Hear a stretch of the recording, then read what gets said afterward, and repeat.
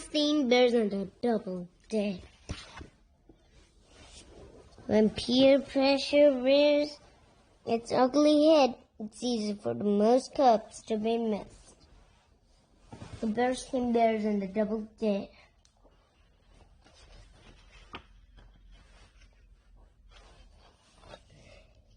It was one of those days in bear country when everything was going so well. You know that any minute something was bound to go wrong. Papa Bear was off chopping wood in the forest. Mama Bear was putting in some tomato plants. Brother Bear was working on a tangled fishing line. And Sister Bear was running up to the brown path, as upset as she could be. "Mama, Mama," she shouted. "What's it, sweetie?" asked Mama. They took Sister was so angry she could hardly speak. "Calm down, dear," said Mama, "and tell us what happened." "Some big ups at the playground threw my jump rope and won't give it back," Sister said. Mama wanted to hear more, but Brother heard quite enough. He just knew it was those troublemakers, Tall, Grizzly and his gang, bothering smaller cubs again. So off he stalked, heading straight for the playground. Not only was Too Tall and his gang still there, but Too Tall was jumping with Sister's rope. "Onesie, tweezy, I love you, Z," he sang in a mocking voice. "3Z, 4Z, shut the door, Z." "That's my sister's rope," shouted Brother.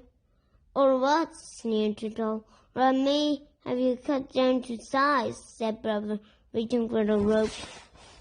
"Huh?" said Brother, more than a little confused. "Well, thanks. I guess I'm going to be going now. See ya." "Hey, wait a minute," called Too Tall. "I may be able to use a cub like you. You got Moxie." "Moxie?" said Brother.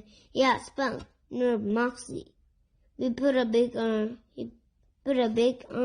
on Brother's shoulders. The rest of the gang gathered around and Brother said, "I really think I better go." "What's the matter?" said one. "Chicken." Like another one began stirring, flapping his arms like a chicken and clucking, "Puck, puck, puck, ah, puck, puck, puck, ah." Pretty soon the whole gang was struggling and clucking all over the place. "I'm not chicken," protested Brother. "Prove it," said Too Tall. "Come along with us for some fun."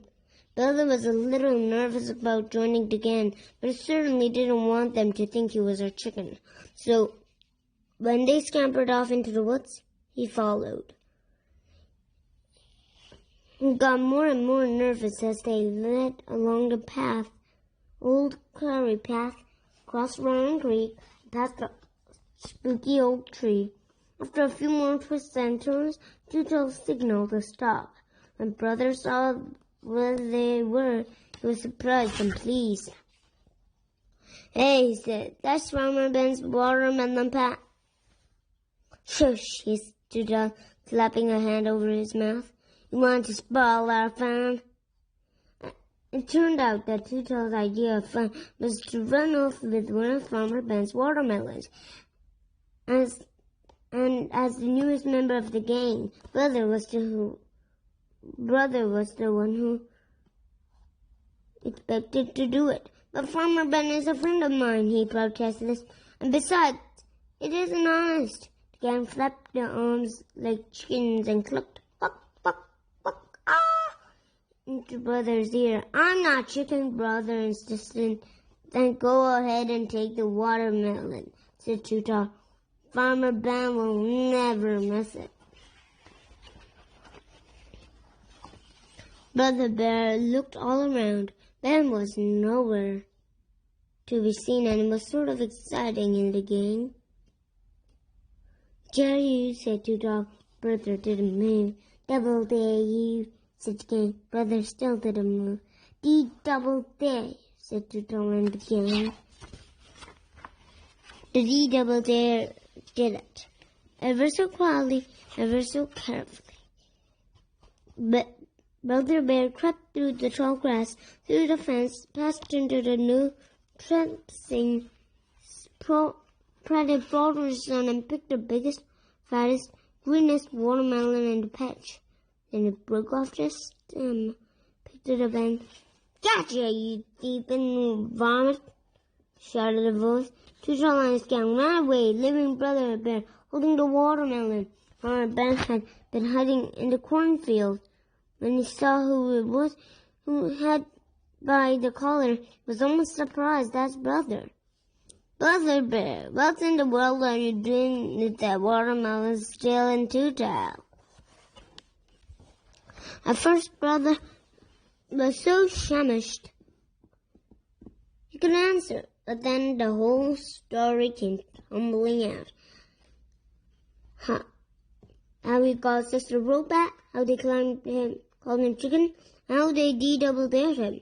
"Well," said Ben as they walked through the chicken yard, "chickens aren't very bright, but they're too smart to do something stupid just because anybody calls them chicken." "I guess so," admitted Brother. Just ahead was the meadow where Ben's sheep were grazing. Then one of them, a large ram, took it into its head and to start running, and run he did, straight for the highway.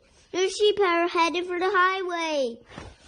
"Ben," cried Brother.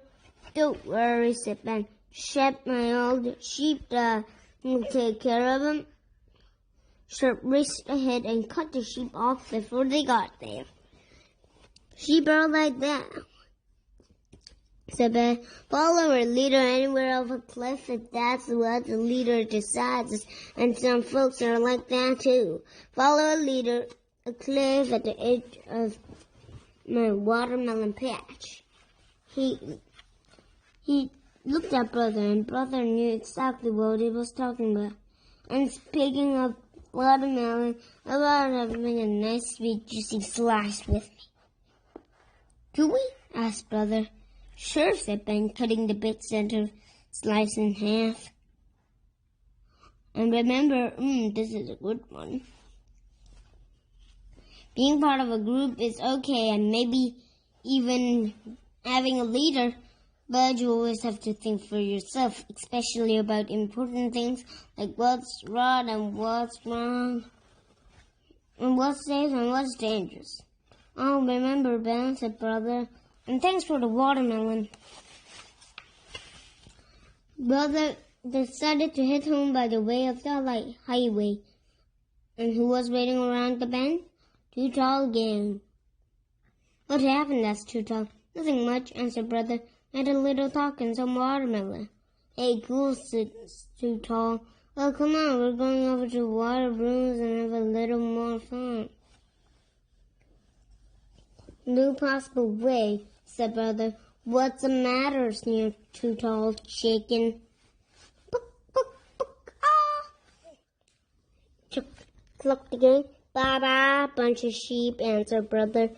"Why don't you try thinking for yourself for a change?" "Book, book, ah!" they shouted. "Bye-bye, bunch of sheep," Brother shouted back. But the cub's shouting was interrupted by another noise. The sound of somebody crashing out of the woods. He looked a lot like Two-Tall, but much, much bigger. It was Two-Tall's papa, Two-Tall Grizzly. What's up, Pop?" asked Two-Tall. "What's up?" growled Two-Tall. "A little phone call I had from Farmer Ben about you." And he added as he turned to the gang, "If I hear about any more shenanigans, all your parents are gonna hear from me. Now get on home." The gang got on home as fast as their legs could carry them. "Oh," said Brother to Sister when you got back to the tree house. "Here's your jump rope." "Oh, thank you," she said. "How did you ever get it back from that awful Two-Tall and his gang?" Brother sure rugged. "I asked them for it and they gave it back." Said Mama. "You asked them for it and they gave it back? Just like that?" "Well," said Brother, going back to his tangled fishing line, Not exactly just like